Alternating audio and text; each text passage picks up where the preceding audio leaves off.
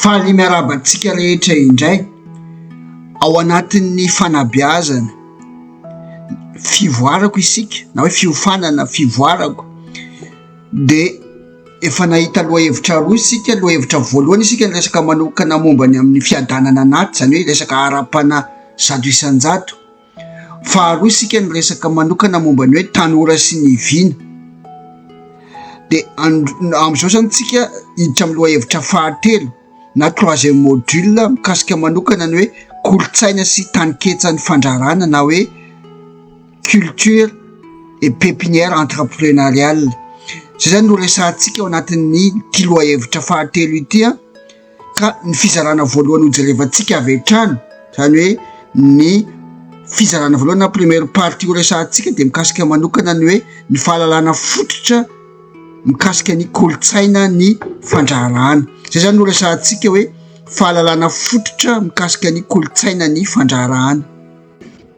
Eto am-panomboana de resaka kely tsika nao teny fampidirana fohy de fohy isika hoe ny kolotsaina ny fandrarana no aina mamelona ny fiainana anankiray.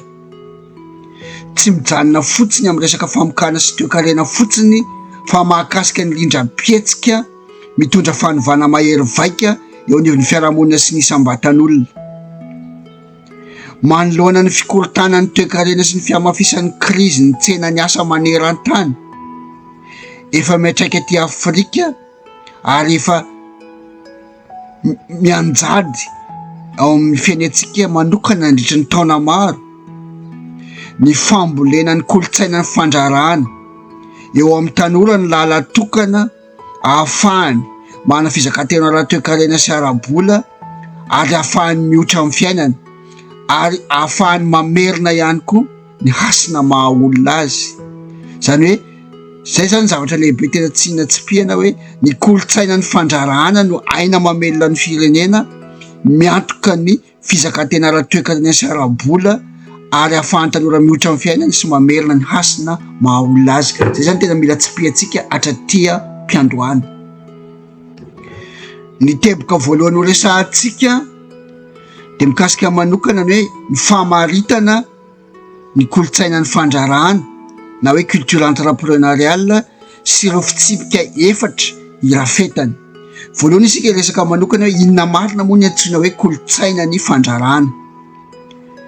Ny kolotsaina ny fandrarana de fitambaran'ny toe-tsaina, zany hoe état d'esprit sy ny soatoavina na valeur zay manosika ny olona iray hihoatra ho amin'ny fizakantena. Ary tsy misy zany fandrarana raha tsy mandeha mitondra makany amin'ny fizakantena na autonomie. Mitondra n'ilay tanora na lay olona mpandrara hikatsaka sy hitady fanovana ho any amin'ny tsara mandrakariva ho afaka hifehy ny tontolo manodidina azy zay tsy mitsahatra mivoatra sy miova. Ny kolotsaina ny fandrarana de miorina sy refesina amin'ny fahaizana mamorona na mampitombo harena na resaka création na richesse.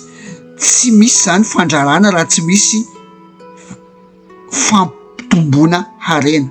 Zay zany zavatra lehibe mila tsipihantsika tsara. Ary akoatra ny vokatsoa entiny kolotsaina ny fandrarana amin'ny resaka sehatra raha toe-karena manokana, ny kolotsaina ny fandrarana dia mitera-bokatsoa amin'ny fampivoarana ny isam-batan'olona, mitondra fahatokisantena na eo amin'ny faharetana na eo amin'ny fahafahana miatriky olana na capacité de résilience. Ny fitsipika voalohany irafetan'ny kolotsaina ny fandrarana de hoe ny kolotsaina fandrarana de toe-tsaina sy soatoavina volena fa tsy mana avy any an-danitra na talenta nolovaina. Noho zany de fahadiso-kevitra lehibe ny filazana fa ny kolotsaina ny fandrarana de mana avy any an-danitra na talenta nolovaina avy amin'ny ray aman-dreny.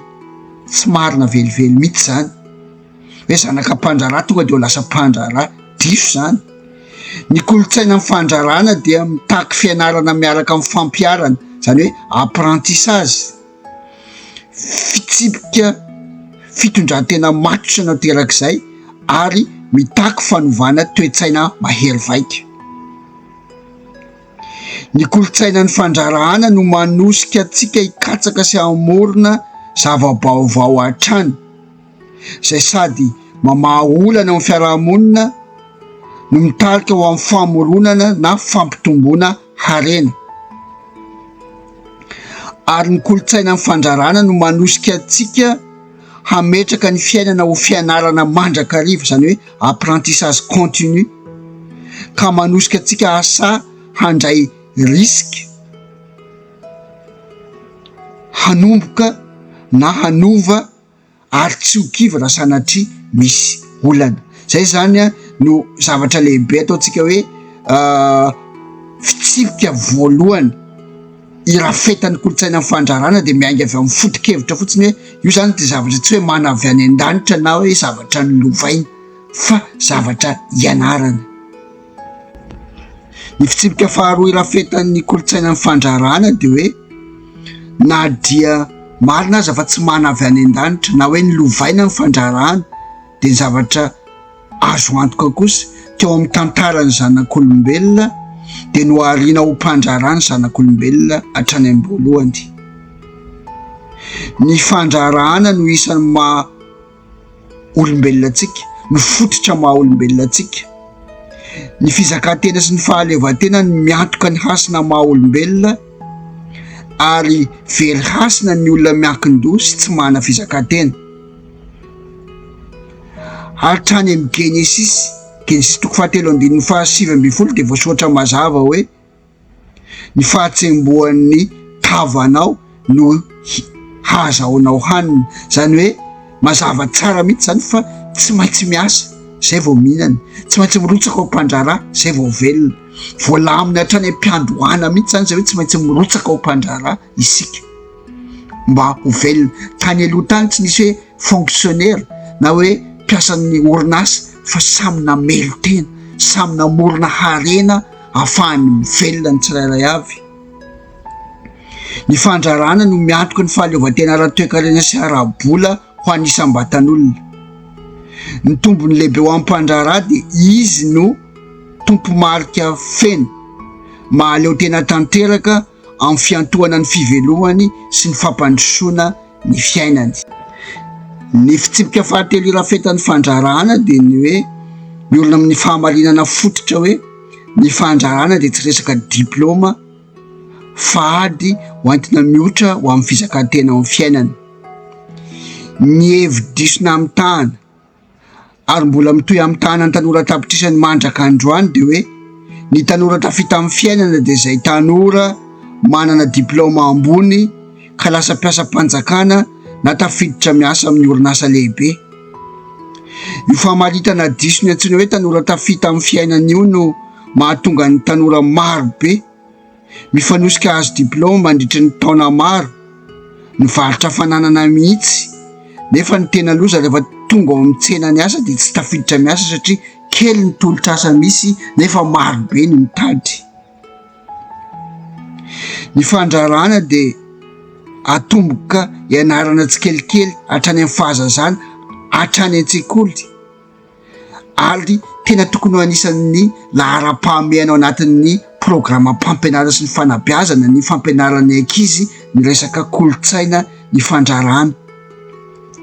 Ary tsy tokony ho ihany koa hoe rehefa avy nahavita fianarana tsy mahita asa zay vao mandeha mivalina manao mpandrarà, fa ny zavatra misy de hoe mila ianarana alohabe any an-tsekoly ny fandrarana, ny kolotsaina ny fiandrarana miara-dalana amin'ny programam-pampianarana rehetrarehetra. Tsy miankina amin'ny diplôma ny fandrarana fa miankina be dia be amin'ny fahaizantsika mamadika ny olana menjady amin'ny fiarahamonina iray ho lasa loharano-karena, ahafahana mamorona na mampitombo harena miainga amin'ny famahana ny olam-piarahamonina anankiray. Zay ny antsoina hoe fandrarana. De izay zany ny zavatra mila apetraka tsara hoe tsy diplôma, tsy miankina amina diplôma ny fandrarana fa miankina amin'ny hoe fahavononana hiotra ho amin'ny fizakantena. Ny fitsipika faefatra farany irafetan'ny kolotsaina fandrarana de hoe ny kolotsaina fandrarana de ilain'ny daholo be na de ho an'ireo efa mpiasa mpanjakana sy mpiasan'ny orinasa aza ary mila volena manomboka any an-tsekoly. Fandraisantsika teo hoe ny kolotsaina fandrarana de tokony ho volena hatrany an-tsekoly ary ny fanamby de hoe manomboka any an-tsekoly de fa tokony efa manomboka mametraka tany-ketsa fandrarana na hoe pépinière entrepreneuriale ny ankizy, manomboka mametraka sady mitantana de hitariny tsikelikely eo miainga avy amin'ny akoho ray na akoho roa na akoho telo fa ny zavatra lehibe de hoe manomboka tezaina hatrany an-tsekoly ny kolotsaina ny fandrarana de iny zany mitatra eo ihany efa mpandrara izy. Raha ataontsika hoe lasa mpiasa mpanjakana na lasa mpiasa ny orinasa izy de efa mpandrara izy ny miditra ao de lasa vadinasa na fanampinasa le asa fandrarana zay efa natombony. Anjarany no mandamina sy mandrindra izany fa zay mampandrara azy mahay mandamina sy mandrindra fa ny tombony lehibe indrindra de hoe manampy azy hanana fidiram-bola hafa izany fa tsy ankin-doha fotsiny amin'ny karama isam-bolany. Ary etsy ankilany tena samy hafa tanteraka ny toe-tsaina sy ny soatoavina entin'ny mpiasa mpanjakana na mpiasan'ny orinasa mana kolotsaina ny fandrarana sy ny anankiray zay tsy manana izany. Fa ny olona mana kolotsaina ny fandrarana na aiza toerana misy azy na inona andraikiny de ana fitsipim-pitondran-tena hentitra na hoe discipline de rigueur, tia karokaroka ary havanana kokoa amin'ny famahana olana. Ny teboka faharoa resantsika de mikasika manokana hoe ny voka-dratsy ny tsy fanana kolotsaina ny fandrarana eo amin'ny tanora. Misy voka-dratsy 5 lehibe no ateraky ny tsy fanana kolotsaina ny fandrarana eo amin'ny fiainan'ny tanora anankiray. Ny voka-dratsy voalohany de hoe lasa mamaka lalao anatin'ny tanora ny toe-tsaina miandry toana sy miankin-doha lava. Raha vao tsy mana kolotsaina ny fandrarana ny tanora anankiray de teraka sy mamaka lalao anatiny ny toe-tsaina miandry toana sy miankin-doha na miankin-doha amin'ny fanjakana na miankin-doha amin'ny rafim-panjakana na miankin-doha amin'ny seratra na orinasa tsy miankina hanome asa azy miandry izy. Tena lasa tsy misy afa-tsy lala tokana monja ny ao an-tsainy ho entin'ny mihoatra eo amin'ny fiainana de zao lala tokana de hoe miandry tolotr'asa azo antoka sy maharitra. Nofinofy ary tena sarotra ho azy ireo no andray fanapahan-kevitra na andray risika hirotsaka ho mpandrara rehefa tsy mana kolotsaina ny fandrarana izy. Ny voka-dratsy faharoany tsy fisian'ny kolotsaina ny fandrarana eo amin'ny tanora de ny fitombona isan-taona ny tahan'ny tanora tsy anasa na ny resaka chômage na ny tanora zara fa miasa na ny resaka hoe sous-emploi. Mitombo isan-taona ny tanora tafiditra ao amin'ny tsenany asa, zany hoe mitady asa na amin'ny fanjakana na amin'ny tsy miankina. Ny azo antoka nefa etsakilany de mihena ary mihavitsy ny tolotr'asa tolotry ny fanjakana na ny sehatra tsy miankina isan-taona. Vokatr'izany ny fiainana manao atsirambina ny fanapaharana ny kolotsaina ny fandrarana eo amin'ny tanora sy ny ankizy hatrany an-tsekoly de hiara ny kriziny tsy fisian'ny asa na le hoe krizina chômage zay mitombo isan-taona. Mitombo isan-taona ny tahan'ny tanora tsy anasa na ny tanora zara fa miasa ary reny tanora reny de hiara ny famila filana sy ny fampijaliana ataon'ny orinasa raha mba tia azo hoe asa tselika kely atao, zany hoe tena misy raha vao tsy mipetraka tsara zany ny hoe fitazana ny tanora amin'ny fanabeazana tanora ana-kolotsaina ny fandrarana de tonga de mazava loatra ao amin'ny fiainana anankiray zay tsy manana kolotsaina ny fandrarana ny maro an'izao de tonga de chômage ny betsaka, tonga de tsy anasa ny belibe fa tsy misy asa ahafahana mamelona tanora anetsy ny antapitrisany zany. Raha vao tsy misy ny lamina amin'ny fitezana ny tanora amin'ny resaka kolotsaina ny fandrarana tonga de mahazo laka avy hatrany, azo antoka avy hatrany fa tonga de anetsy ny antapitrisany ny tanora tsy anasa ao amin'ny fiainana anankiray. Ny voka-dratsy fahatelo ateraky ny tsy fisian'ny kolotsaina amin'ny fandrarana eo amin'ny tanora de ny faharavany soatoavina sy ny hasina maha olona ary ny toe-tsaina eo amin'ny tanora maro anisa. Raha vao tsy mahita asa sy mirenireny ny tanora de mazava loatra fa potika sy rava tsy kelikely ao anatiny ny hasina maha olona na le resaka hoe dignité humaine sy ireo soatoavina ilainy eo amin'ny fiainany na ny valeur.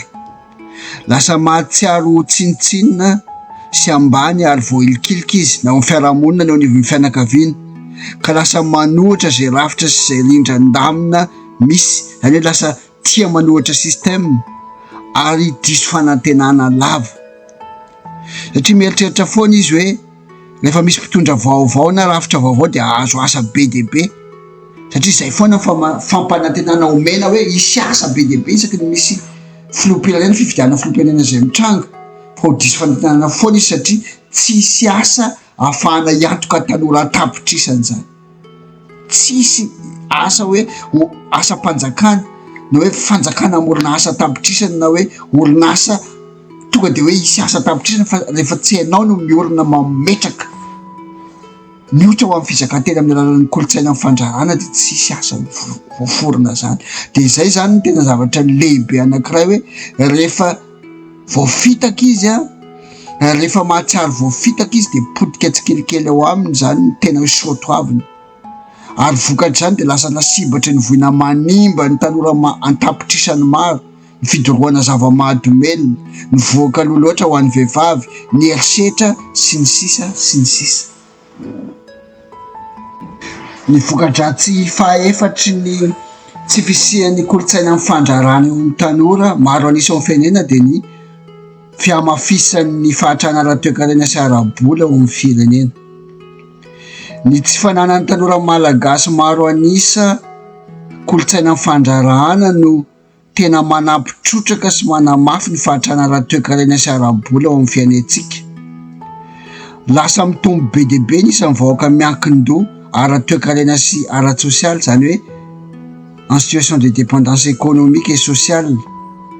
Mita amin'ny isan'ny tanora miasa mahavelo-tena ka de lasa mahantra ny firenena. Mitombo ny isan'ny mponina, mitombo ny isan'ny olona miankin-doha nefa etsakila ny miendanja ny famokarana harena na ny création des richesses satria tsy misy ny fandrarana na tsy ampy ny fandrarana. Rehefa tsy voakolokolo sy omena hasina ary ampiasaina araka ny tokony ho izy amin'ny alalan'ny fandrarana loharano karena maha olona na ny capital humain, zany hoe ireo tanora malagasy antapitrisany maro anisa de mazava loatra fa tsy handroso velively ny toe-karena, tsy isy famokarana harena zany, tsy ho ampy ny famokarana harena ary tsy ho ampy ny vokatra vokarina eo an-toerana.